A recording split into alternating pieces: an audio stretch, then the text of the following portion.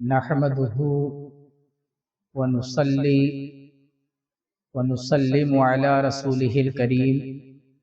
أما بعد أعوذ بالله من الشيطان الرجيم بسم الله الرحمن الرحيم۔ آج غوث اعظم کی حیات طیبہ سے ایک اور درس تصوف، تعلیم تصوف حاصل کریں گے، اور وہ تعلیم تصوف یہ ہے کہ صوفیاء کرام کی عجیب و غریب باتیں سرکار اعلی حضرت فیض درجت عارف باللہ سیدنا و مرشدنا محمد حسین شاہ قادری الچشتی پیر عادل بیجا پوری رضی اللہ تعالیٰ عنہ ارشاد فرماتے ہیں کہ تو اپنے پیر کے ہر لفظ پر توجہ کر، تو اپنے پیر کے ہر لفظ پر توجہ کر کہ اس کے مطلب، ہر ایک لفظ کے مطلب ہزار ہوتے ہیں، اور سنبھل سنبھل کے نگاہوں میں دیکھ مرشد کے معاملے یہ بڑے رازدار ہوتے ہیں۔ اللہ کے رسول صلی اللہ تعالی علیہ وسلم ارشاد فرماتے ہیں کہ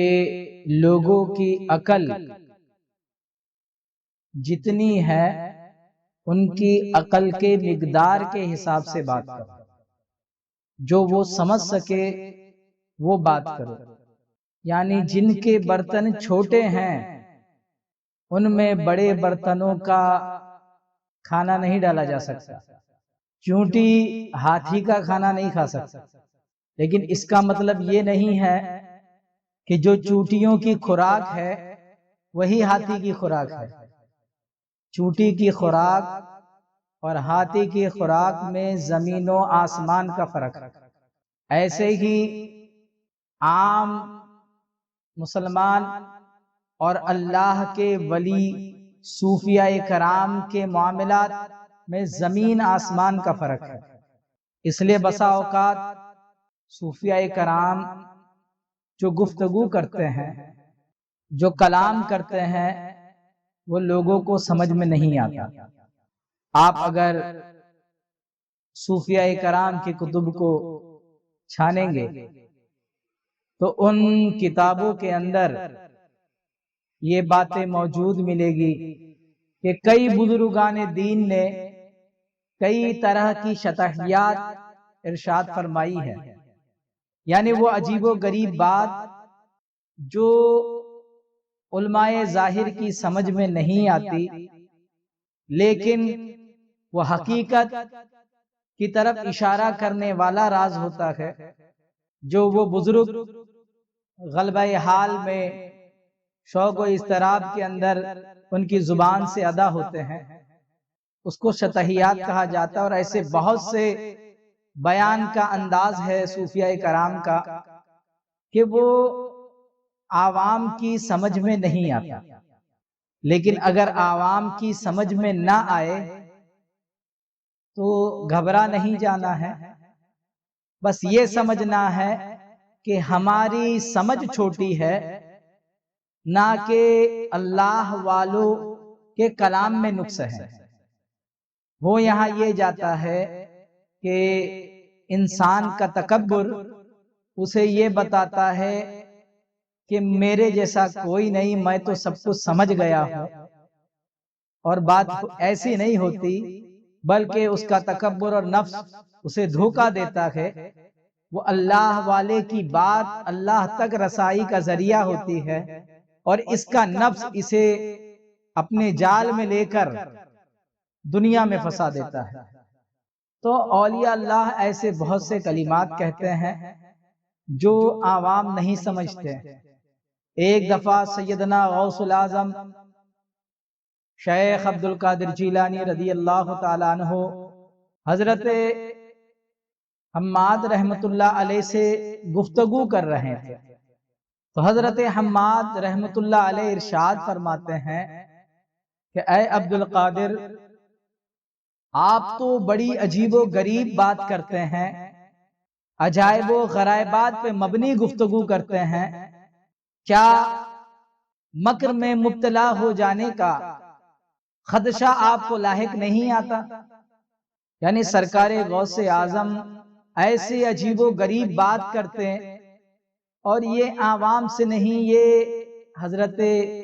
حماد سے کرتے ہیں، یہ بہت بڑے بزرگ ہیں اس وقت کے، ان سے جب یہ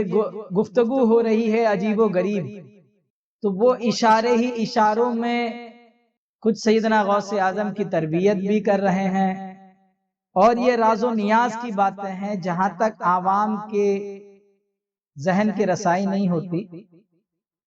تو سیدنا غوث اعظم نے ارشاد فرمایا کہ میں مکر میں مبتلا نہیں کیا جاؤں گا، اور سیدنا غوث اعظم شیخ عبد القادر جیلانی رضی اللہ تعالی عنہ نے آپ کے سینے پر ہاتھ رکھا، حضرت حماد رحمت اللہ علیہ کے، آپ کو ٹچ کیا، اور صرف ٹچ نہیں، ٹچ کرتے ہی جو ہے سیدنا حماد رحمت اللہ علیہ اپنے چشم باطن سے کیفیت میں آ کر اس بات کو جان لیے کہ سیدنا غوث اعظم شیخ عبد القادر جیلانی جو کہہ رہے ہیں کہ مکر میں مبتلا ہونے کا خدشہ نہیں ہے، اس کے راز و نیاز سے وہ آگاہ ہو جاتے ہیں کہ اللہ رب العزت نے ان سے وعدہ فرما لیا۔ اب یہ اللہ تبارک و تعالی وعدہ کیسا کرتا ہے، اس کے راز و نیاز کیا ہے، ایک مختصر سا اشارہ کریں گے۔ ایک آدمی فریب میں مبتلا تب ہو سکتا ہے،